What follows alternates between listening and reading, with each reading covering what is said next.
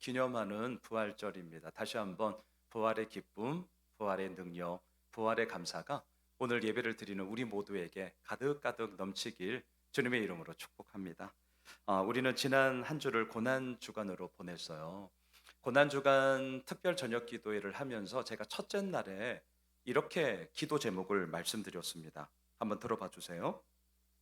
매해 기념하는 고난주간이 우리의 일상과는 전혀 상관없는 어떤 종교적인 행사나 동떨어진 시간으로 치부되지 않길 원합니다.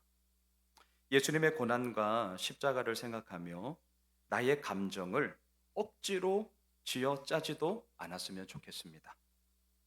우리의 평범한 일상과 이어지는 시간이 되게 하시고 고난주간의 의미가 1년 365일 가운데 단지 5일로 끝내고 마는 것이 아니라 주님 앞에 설 때까지 계속되는 우리의 일상이 되기를 기도합시다. 오늘 부활절을 맞이하는 저의 마음 똑같습니다. 저 똑같아요.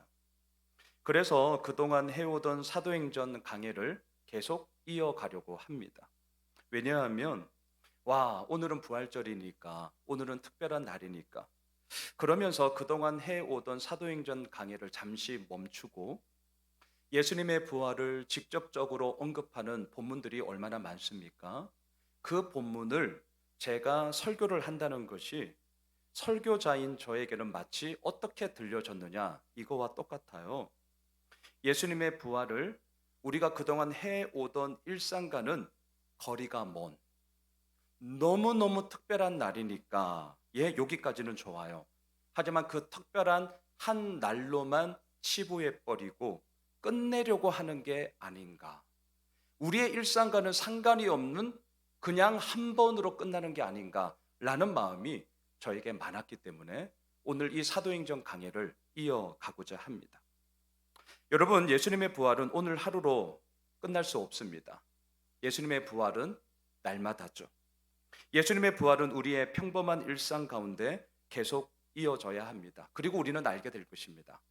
평범한 일상을 누리게 되어지는 그러한 부활의 능력과 부활의 기쁨이 결국은 우리들에게 가장 특별한 날이다는 그 역설을 우리는 알게 될 것이고, 그 가운데서 하나님의 자랑과 하나님의 감사함을 마음껏 나누게 되는 것이죠. 저는 오늘 본문을 통해 부활의 능력, 부활의 실제가 어떻게 나타나고 있는지를 평범한 사람들의 이야기를 통해 계속해서 나누고자 합니다. 오늘 본문 33절을 함께 읽겠습니다. 33절 시작. 그들이 듣고 크게 노하여 사도들을 없이하고자 할세. 예수님의 부활을 경험한 사도들은 너무나 담대했습니다. 너무나 당당했어요. 아무리 높은 자리와 힘센 권력을 가지고 있었던 사내들인 공회의 의원들 앞이라고 해서 주눅들지 않았습니다. 해야 할 말을 했습니다. 그리고 그 진리에 대해서 결코 물러섬이 없었습니다. 그러자 사내들인 공회원들의 이 반응을 보세요. 그들이 듣고 크게 노하여 사도들을 없이 하고자 했다. 자, 우리말 성경에는 너무나 부드럽게 해석을 해 놓은 겁니다. 제가 원어 성경을 봤거든요. 놀라지 마세요. 무슨 뜻이냐면 이런 거예요. 자, 크게 노하여 이 말은요, 조각조각 톱질하다라는 뜻입니다. 조각조각 톱질하다라는 무서운 단어예요. 없이 하고자 한다, 이 말은 죽이다라는 뜻이죠. 자, 그럼 이 두 단어를 합해 보세요. 마치 전대미문의 살인사건에 붙을 만한 그런 타이틀 아니에요? 조각조각 톱질해서 죽여버리겠다, 이거예요. 누구를? 사도를. 누가? 사내들인 공회의 의원들이 조각조각 톱질해서 죽여버리겠다는 거예요. 너무나 살벌한 분위기가 지금 이들의 모여있던 이 공회 가운데 펼쳐지고 있습니다. 자, 바로 이때 한 사람 가말리엘이 등장하여 이 살벌한 분위기에 브레이크를 겁니다. 오늘 본문 34절을 보셔요. 같이 읽읍시다. 바리새인 가말리엘은 율법 교사로 모든 백성에게 존경을 받는 자라. 공회 중에 일어나 명하여 사도들을 잠깐 밖에 나가게 하고, 밖에 나가라. 그리고 이제 사내들인 공회 의원들만 모였습니다. 가말리엘 바리새인이었습니다. 존경받는 율법 교사였습니다. 또한 사도 바울의 스승이기도 했습니다. 이 사람의 포지셔닝은 소위 온건적 실용주의자, 이렇게 말씀드릴 수 있습니다. 아주 온건했어요. 하지만 실용적이었습니다. 그래서 사내들인 공회의 의원들에게 두 가지를 얘기를 합니다. 36절을 보세요. 이전에 드다가 일어나 스스로 선전하며 사람이 약 400명이나 따르더니 그가 죽임을 당하며 따르던 모든 사람들이 흩어져 없어졌고, 드다는 누구냐? 요단강을 갈라지게 하겠습니다. 여러분, 제가 요단강을 가르겠습니다. 큰 소리를 뻥뻥 치면서 그렇게 마술을 펼쳤던 소위 마술사였습니다. 여러분, 한강을 양 목사가 가르겠습니다. 이렇게 이제 비웃겠죠. 그런데 이 드다의 이 말에 무려 400여 명의 사람들이 따라갔던 것입니다. 이 소식이 울려 퍼졌고 당시 로마 총독이었던 파두스라는 사람이 군대를 보내어 이 드다를 참수형시킵니다. 왜? 말도 안 되는, 사람들을 미혹하는 거짓 마술사였기 때문입니다. 그러자 그를 따르던 400여 명의 사람들도 언제 그랬냐는 듯이 한꺼번에 확 다 사라지게 되었다라는 얘기입니다. 오늘 보면 37절도 보셔요. 그 후 호적할 때에 갈릴리의 유다가 일어나 백성을 깨어 따르게 하다가 그도 망한즉 따르던 모든 사람들이 흩어졌느니라. 여기서 말하는 유다는요, AD 6년 세금을 내지 맙시다라고 주장하며 반란을 일으켰던 자입니다. 왜 세금을 내지 말자라고 했는가? 돈이 아까워서인가? 그게 아니라 로마 제국을 대하여 저항하는 독립운동의 일환이었습니다. 세금 내지 말자는 거예요. 하지만 이 일 역시 실패로 끝이 났고 그 유다를 따르던 사람들도 언제 그랬냐는 듯이 다 흩어졌다라는 얘기입니다. 자, 보세요. 지금 살기등등한 사내들인 공회 앞에서 가말리엘이 이 역사적 사건 두 가지를 말하고 있는데 공통점이 있습니다. 중심이 되던 사람이 사라지니 언제 그랬냐는 듯이 그를 따르던 사람들도 자연스럽게 다 흩어지고 말더라라는 얘기죠. 그래서 뭐라고 제안을 하느냐? 오늘 본문 38절 39절을 보십시오. 우리 같이 한번 읽어보실까요? 시작. 이제 내가 너희에게 말하노니 이 사람들을 상관하지 말고 버려두라. 이 사상과 이 소행이 사람으로부터 났으면 무너질 것이요, 만일 하나님께로부터 났으면 너희가 그들을 무너뜨릴 수 없겠고 도리어 하나님을 대적하는 자가 될까 하노라 하니. 너무나 설득력 있는 제안 아니에요? 너무나 설득력 있습니다. 그래서 사내들인 공회의 의원들 역시 이 가말리엘의 제안을 들으면서 맞아, 이렇게 하면 되겠네. 그리고 사도들을 풀어주었습니다. 자, 보십시오. 가말리엘이 지금 두 가지를 제안했습니다. 첫째, 사람으로부터 났으면 무너질 거다. 두 번째, 이 일이 하나님께로부터 났으면 우리가 아무리 힘을 다해 막아도 아무 소용 없을 것이다. 어떻습니까? 맞는 말이에요. 맞는 말입니다. 너무나 합당한 이야기입니다. 자, 사내들인 공회원들은 이 말을 들으면서 사도들을 풀어주었어요. 자, 풀어주었다는 것은 이들이 무엇을 생각했다는 것입니까? 첫 번째예요? 두 번째예요? 첫 번째죠. 첫 번째죠. 이 일은 사람으로부터 난 것이기 때문에 고로 예수가 죽었으니 이제 얼마 안 가 예수를 따르는 제자들, 사람들 언제 그랬냐는 듯이 자연스럽게 다 흩어질 거야 라는 생각을 하였기에 이들을 풀어주었던 것 아니겠습니까? 하지만 우리는 알고 있어요. 이들의 생각은 자신의 안위만을 생각하는 안일함이었습니다. 우리는 알고 있습니다. 지금 이들의 생각은 자기의 것을 절대로 빼앗기지 않겠다는 아집과 독선이었어요. 사람으로부터 났으니 조만간 무너질 거야. 하지만 이들의 생각과는 달리 현실 가운데서는 전혀 그것과는 반대의 양상이 펼쳐졌습니다. 41절을 보십시오. 함께 읽겠습니다. 사도들은 그 이름을 위하여 능력받는 일에 합당한 자로 여기심을 기뻐하면서 공의 앞을 떠나니라. 여러분 어떻게 이룰 수 있어요? 능력이 뭐예요? 사전을 찾아보았습니다. 업신여기다, 욕되게 하다. 이게 능력이에요. 여러분 능력은 업신여김을 당하는 거고요, 욕보이는 건데 가장 슬픈 일이 뭘까? 저는 이렇게 말씀을 드리고 싶어요. 사람이 사람을 사람으로 대하지 않는 거예요. 생각해 보세요. 사람이 사람을 사람으로 대하지 않아. 이게 능력이에요. 이게 욕되게 하는 거예요. 이게 업신여기는 겁니다. 사람은 하나님의 형상으로 지음받은 존재로 있는 그 자체로 인간의 존엄함을 당연히 가져야 되는 거죠. 많이 가졌느냐, 많이 배웠느냐, 반대로 없느냐, 못 배웠느냐, 그걸로 사람들을 업신여기기 시작하면 이 나라, 이 사회는 와르르 다 무너지고 마는 것 아니겠어요? 사람이 사람을 사람으로 대하지 않는 이 능력을 받았을 때 우리는 어떻습니까? 화가 나죠. 아니 내가 뭘 그렇게 잘못했는데 왜 이렇게 하는 거야? 따져야 되는 게 정상 아니에요? 화내는 게 정상 아닙니까? 그런데 오늘 본문을 보세요. 사람으로부터 난 자들이 하나님으로부터 난 자들을 능욕하고 있습니다. 더군다나 뭔가 이상해요. 이 능욕받는 일에 대해 기뻐하며 그 공의 앞을 떠났다라고 기록하고 있습니다. 이건 말이 안 되는 거죠. 능욕을 받으면 화내는 게 정상이라니까요. 능력을 받으면 왜 이렇게 하냐고 따지는 게 정상이죠. 능력을 받으면 맞서 싸우는 게 정상이에요. 그런데 사도들은 능력받는 일에 대해 기뻐했다는 거죠. 자, 이유가 뭘까요? 이유가 도대체 왜?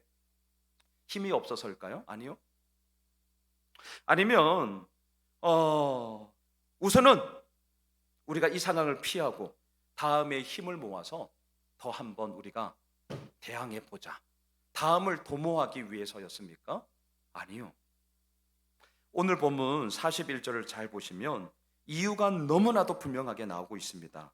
잘 보세요. 사도들이 능력을 기뻐했던 이유는 딱 하나입니다. 그 이름을 위하여.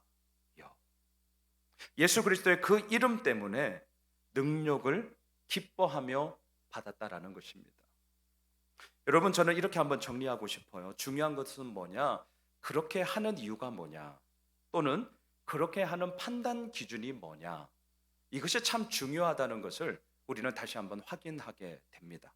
저는 이 말씀을 묵상하다가 제가 오늘 주보 설교 요약지에도 적었는데요. 2021년 4월 10일. 어떻게 이렇게 정확하게 날짜를 아느냐? 제 스케줄표에 표가 되어 있어서 제가 알게 된 거예요.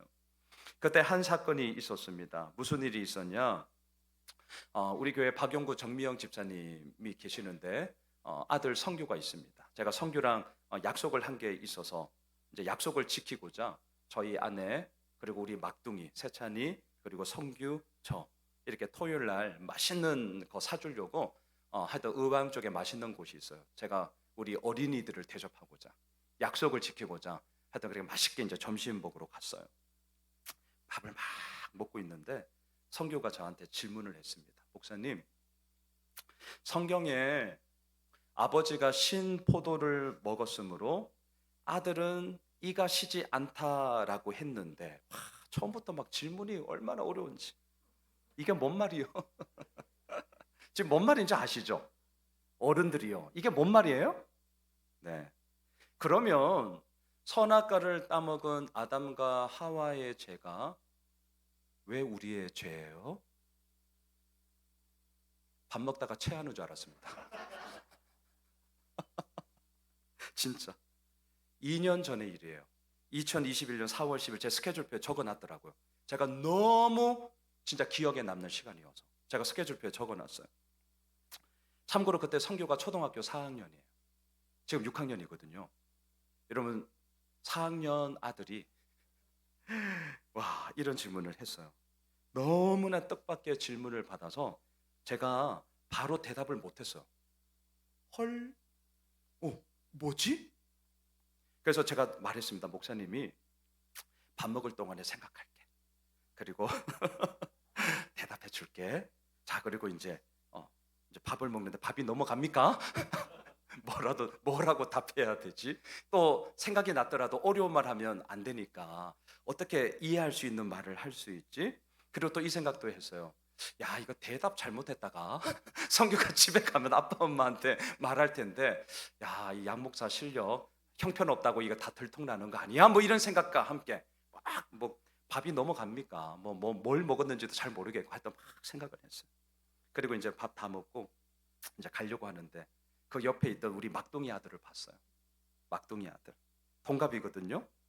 여러분, 질문의 수준은 곧 그 사람의 실력이잖아요. 야, 집사님 아들은 이런 질문하는데 목사 아들은 뭐냐? 아주 맛있게 밥을 먹고 있는 모습을 보면서 마음으로 축복했습니다. 그래, 건강하게만 커다오. 그래, 밥을 다 먹고 이제 돌아가는 길이었어요. 그 근처에 제가 아는 카페가 있어서 극진히 제가 대접했습니다.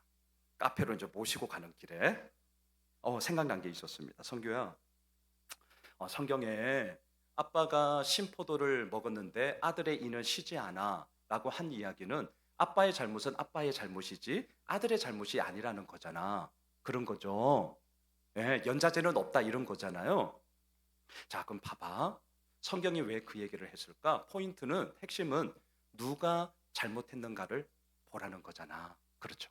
누가 잘못했는가? 아빠가 잘못했는가? 엄마가 잘못했는가? 아들이 잘못했는가? 그걸 보라는 말씀이야. 자, 그럼 봐라. 그렇다면 선악과는 아담과 하와가 따먹었는데 왜 우리가 잘못된 거지? 여기에는 또 하나가 있어. 그것은 무엇을 잘못했는가 여기에 걸려 넘어졌기 때문이야. 하나님이 말씀하셨다. 절대로 먹으면 안 돼. 이거 정령 죽어. 하나님이 그렇게 말씀하셨어. 근데 아담과 하와는 불순종했지, 먹었지. 그리고 그 불순종을 한 죄는 이후로 태어나는 모든 사람에게 영향을 주는 연결된 사건이었기 때문에 우리에게도 죄가 있다라고 목사님이 그리고 교회에서는 그렇게 가르치는 거야. 성규야, 잘 봐. 앞으로 네가 맞는 것인가 틀린 것인가 제대로 판단을 하기 위해서는 두 가지를 꼭 기억해야 돼. 첫 번째, 누가 잘못했는지 봐. 누가 잘못했는지를 꼭 봐야 돼. 하지만 또 하나, 뭘 잘못했는지도 봐라. 이것으로 인해서 다른 사람들에게 피해를 끼치거나 다른 사람들을 어렵게 하는 건지, 아니면 이것으로 인해서 나 혼자만 어려움을 당하는 건지, 반대로 기쁨과 감사를 주는 건지, 여하튼 누가 잘못했는가, 그리고 또 하나 뭘 잘못했는가를 꼭 봐야 돼 라고 제가 대답을 했어요. 네, 이런 반응이었어요. 여러분, 오늘 본문을 보세요. 누가 잘못했습니까? 사도들이 잘못하지 않았습니다. 뭘 잘못했습니까? 사도들은 잘못한 게 없다니까요. 그렇기 때문에 능력을 받은 사도들은 억울하죠. 화를 낼 수 있죠. 그런데 기뻐했습니다. 이유가 뭐냐고요? 예수의 이름을 위하여, 예수의 그 이름 때문에 능력 받음을 기뻐했다라는 것이죠.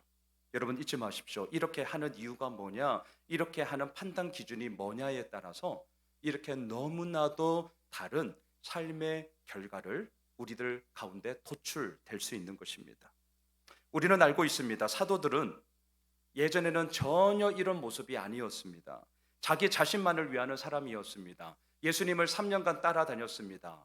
그리고 마지막 만찬을 나눕니다. 몇 시간 후면 십자가에 못 박혀 죽습니다. 하지만 그 마지막 만찬의 자리에서 제자들은 싸웠습니다. 왜 싸웠습니까? 누가 크냐?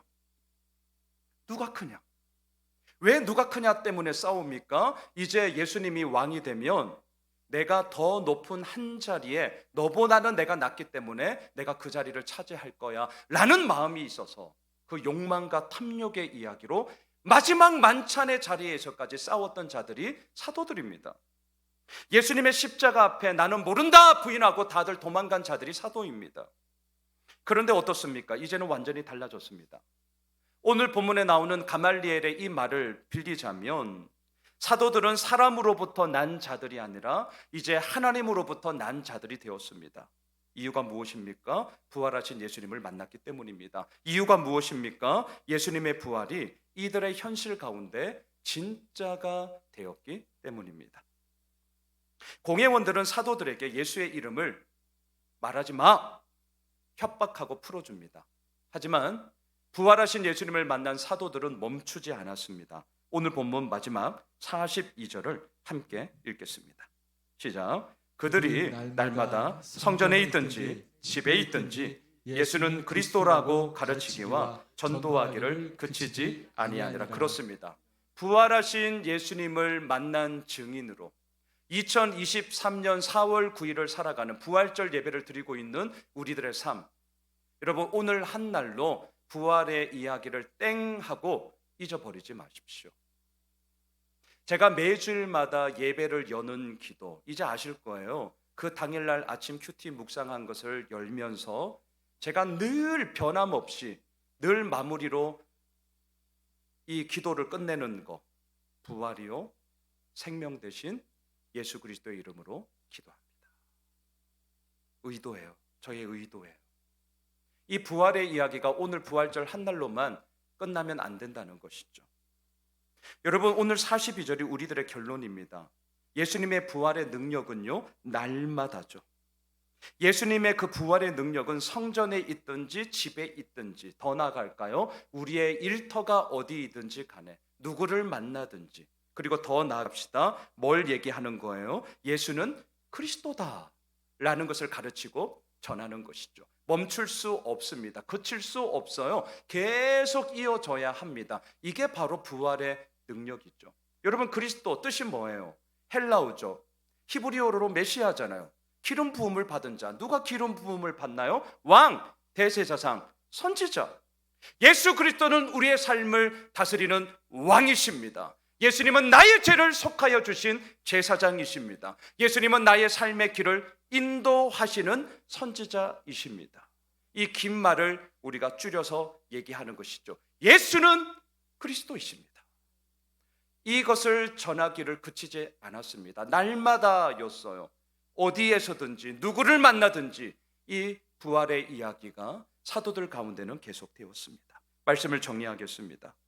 저는 성경을 읽으면서 그날의 본문의 처음과 끝을 이렇게 이어보는 훈련을 많이 합니다. 여러분 오늘 시작하는 33절 분위기가 어땠습니까? 험악했어요. 살기가 등등했습니다. 사도들은 아무런 힘이 없었습니다. 하지만 오늘 본문 마지막 42절을 보세요. 어떻게 끝나느냐? 그치지 아니하니라. 어느 누가 뭐라고 말을 해도 죽음의 위협이 있을지라도 사도들은 그치지 않았습니다. 이유가 무엇입니까? 부활하신 주님이 그들의 현실 가운데 실제가 되었기 때문입니다. 여러분 오늘 본문의 처음과 마지막을 꼭 기억해 주십시오. 처음에는 사도들 힘이 없어 보인다니까요. 험악한 분위기였습니다. 살기 등등해요. 살맛이 나지 않아요. 이렇게 한들 무슨 변화가 일어날까 막연합니다. 좌절과 낙심할 법한 상황이에요. 하지만 길고 짧은 것은 대봐야 하는 것이죠. 오늘 본문의 마지막 그러했던 사도들의 모습이 어떠했냐고요? 예수는 그리스도다. 이것을 그치지 않고 계속해서 증거하며 그들의 삶을 하나님 앞에 내어 맡겼습니다. 오늘은 기독교의 핵심 가운데 핵심인 부활절입니다. 예수님의 부활, 그저 성경에서 부활하셨다고 하니까, 양 목사가 부활했다고 하니까, 성경에서 그렇다고 하니까 그렇다 치고, 아니요. 예수님의 부활은 진짜고요. 예수님의 부활은 실제고요. 예수님의 부활은 우리의 낙심과 절망, 아픔과 어려움 가운데서도 다시금 우리를 딛고 일어서게 하는 힘이 되는 줄 믿습니다. 저는 부활절 설교 때마다 늘 결론에 쓰던 문구가 있습니다. 무슨 문구를 썼느냐? 지금 이렇게 말씀드리는 건 아마 내년에도 내후년에도 부활절 설교 때면 늘 제가 이렇게 결론을 지었는데 들어봐 주십시오. 예수님의 부활이 있기 때문에 우리는 나 자신을 아무것도 아닌 것으로 여기는 수치 가운데 살아가는 자가 아니라 나 자신을 아무것도 아닌 것으로 여기는 영광 가운데 살아가는 자가 될 수 있습니다.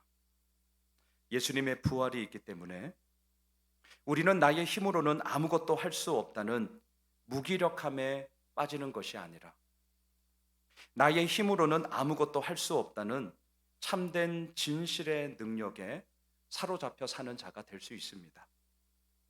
예수님의 부활이 있기 때문에 우리는 불법의 매력과 불법의 능력도 모르는 순진하고 덜 떨어진 바보가 아니라 불법의 수치와 불법의 무능함을 알기 때문에 거룩한 말씀의 권세를 가슴에 간직하고 살아가는 자가 될 수 있습니다. 사랑하는 예수 호미실 가족 여러분, 예수님의 부활은 사망 권세를 이기심으로 우리로 하여금 다시금 일어나 걸어가게 하는 힘이요 출발이 됩니다. 우리의 상황은 녹록지 않습니다. 예나 지금이나 그리고 앞으로도 좋은 일만 가득 차면 좋겠지만 그렇지 않을 것입니다. 어쩌면 더 마음의 무거움과 눈물과 아픔의 이야기가 더 많을지도 모르겠습니다. 하지만 그럼에도 불구하고 우리 힘을 냅시다. 그리고 함께 달려갑시다. 물론 아무런 걱정이 없기 때문이냐, 그렇지 않습니다. 그저 잘 될 거야, 막연한 장밋빛 희망을 제가 던지는 것도 아닙니다. 저 이런 거 진짜 싫어합니다. 근거 없이 던지는 이런 희망들, 그거 우리들에게 고문이에요, 고문. 그러면 제가 왜 이렇게 말씀을 드릴 수 있느냐? 예수님의 부활은 우리로 하여금 아무런 걱정 없이 그저 잘 먹고 잘 살아라, 요 얘기 듣고 싶으면요, 그냥 세상에서 열심히 살면 돼요. 아무런 걱정 없이 그저 잘 먹고 잘 살아라, 잘 먹고 잘 살 수 있는 그 근간이 예수님의 부활이다, 이 얘기를 하는 게 아닙니다. 예수님의 부활은 우리로 하여금 진리를 따르기 위해 오늘도 눈물을 흘리며 씨를 뿌리는 자로 우리를 초대하시기 때문입니다. 바라기는 부활하셔서 오늘도 우리를 이루시는 예수님만을 우리가 함께 바라보며 오늘 마지막 42절 날마다예요. 어디에서든지예요. 우리의 일터든 가정이든 그 누구를 만나든 예수가 그리스도이심을 전하며 증거하는 일에 멈춤이 없는, 그치지 아니하는 우리들의 복된 삶이 되시길, 부활의 증인이 되시길 주님의 이름으로 축복합니다. 우리 다 함께 일어나